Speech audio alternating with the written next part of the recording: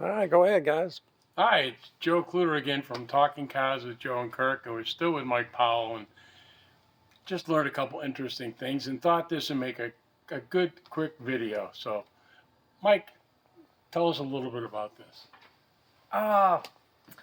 This is a story of a motorcycle my father bought in 1968, and I bought it back years later. So my wife made a little story of it. The guy he bought it with, they were partners, and then my mom and I riding it, and my long hair on it there in middle school, and then I sold it and to this gentleman, and then there wasn't much left of it.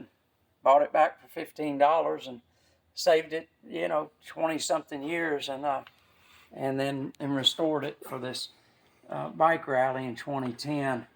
I rode it a lot when I was young. I rode on the tank. I rode on the back. I rode it myself, and then bought something a little bigger. It's a 125 Harley Davidson. I always thought it was a fascinating story that Harley sort of farmed out their race bikes, their smaller displacement bikes. They were part owners in this company, Airy, in Italy, and they made the race bikes. Airy had produced airplanes and motorcycles. Harley put a little deal together with them, and that's so cool. If you zoom in on the air cleaner there, you get a real kick. Made in Italy by Harley Davidson. A lot of people chuckle. Of course, it's right-hand shift, and it's 125 displacement. This bike's customized just a little bit, fender bobbed a little bit, the exhaust, and but that's pretty much the way the bike was produced. They were really popular. The Harley dealers at that time, small bikes were becoming real popular. In the late 60s, Hondas and the Japanese companies were making small bikes that were real popular. So the Airy, again, Harley sort of farmed it out. I think Harley Davidson was part owner, if I'm not mistaken, in that Airy company until they bought themselves back after they were owned by AMF. The bowling alleys owned Harley Davidson. The bikers call that the pin setting years when Harley was owned by AMF. But when Harley bought themselves back all out from AMF, all that, I guess it would be stock. I believe they bought all their stuff back from Airy, either by then or by that time, slightly before. But we put it back together, and I rode it. You probably saw about 307 miles. It's a lot of fun to ride, and pretty loud being a two-cycle. Go to a bike show, it really draws a crowd because there'll be no two cycles there, and somebody hears a guy come in. It kind of sounds like a dirt bike. At that smoke out, we rode it in and out. At the smoke out, they don't drive cars in and out. The joke is you can ride a bike in or push a bike in, but you don't get in or out. So my wife and I would ride it in, park outside, and of course the sound of a two-cycle, ding, ding, ding, really loud. Then guy rolls in, it doesn't look like what they think it supposed to look at. I would tease my wife. They'd come to look at it. I told her everybody wanted to come look at her, but maybe it was her and the bike. But we rode it and had a lot of fun, and then I put it upstairs here. We'll ride it again, but I just didn't want to tear it up. So the 307 miles may hold on for a while. That's beautiful. And tell us a little about this case. It's pretty special.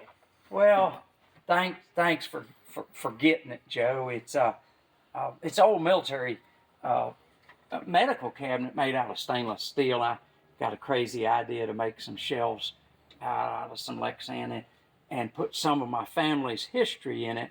And I'll be brief, but the bottom shelf is my stepfather, my mom's second husband. He was a door gunner in Vietnam, and he's gone from Earth now.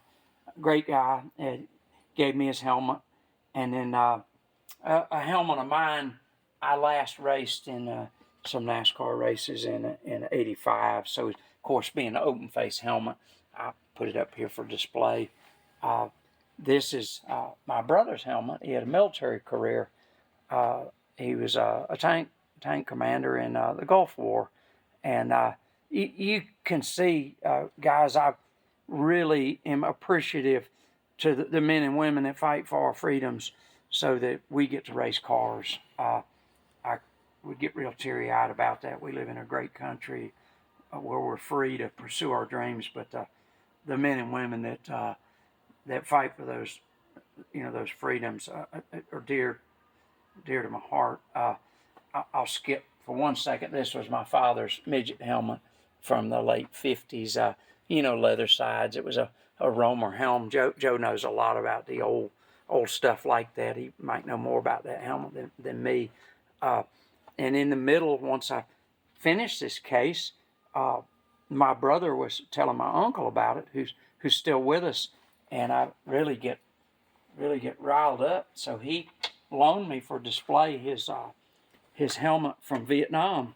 My uncle, my father's brother, he went over there and returned, and is still alive. And I'm really tickled to say that.